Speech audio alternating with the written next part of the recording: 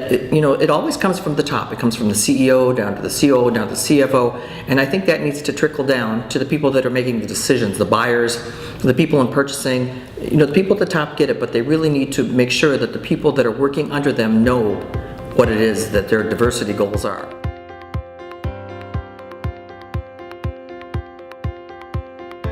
This event is hosted by a private corporate entity, and we think that really makes a difference because they understand the business imperative. So it's less of a touchy-feely conference and more about making meaningful, established network connections that will result in business. So if you want to get a snapshot glimpse into the Owens and Minor culture, attending this symposium is a great way to do it. The CEO is here and the chairman of the board. I can tell you that doesn't always happen. That's how I know it's really important.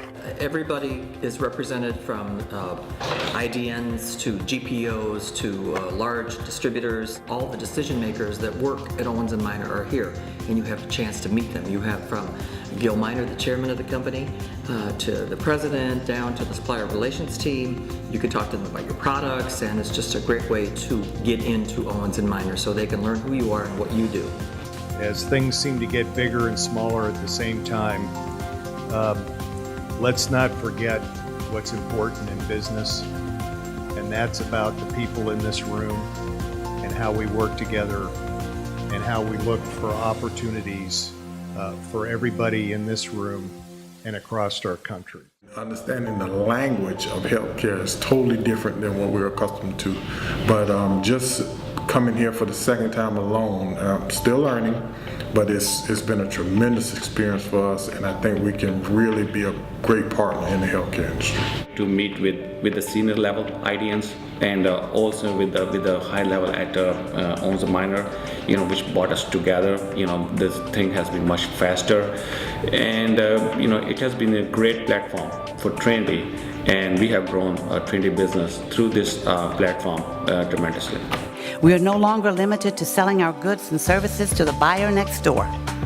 As diverse healthcare companies, the opportunities are now global. Engaging in the symposium, it's just opened our eyes to, wow, these are opportunities outside of the United States that we as a small business can be a part of. You want to go international? Well, you have to make sure you have a solid international business plan. Be real clear on what your perspective is and bake that into your strategy, and make sure you really socialize that strategy with other folks.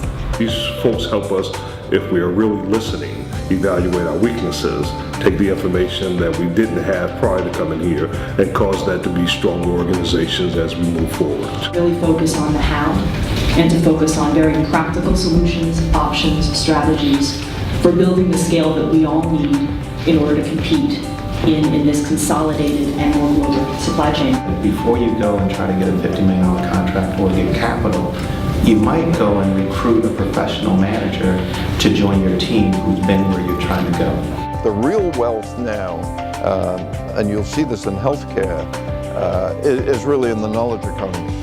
The role of HSDA is to, as a trade association, is to make sure that the suppliers get business in healthcare.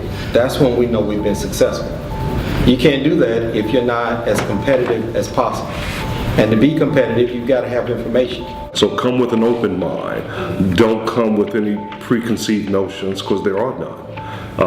Come with an understanding that you're here to learn and not necessarily to give anything.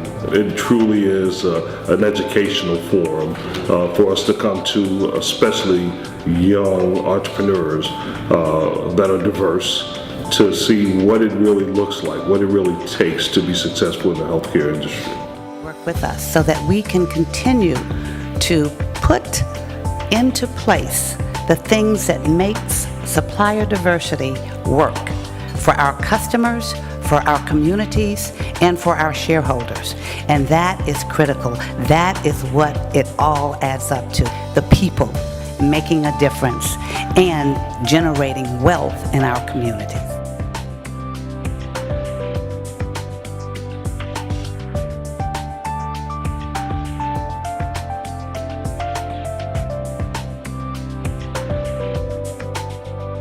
It gives me me great pleasure to award the first ever Earl G. Rubel Award to a woman who you all know and respect, our friend Millie Maddox, CEO of Mac Medical. I share this with all of my friends because you all deserve as much as I do, and I love you, Earl, and we miss you so much.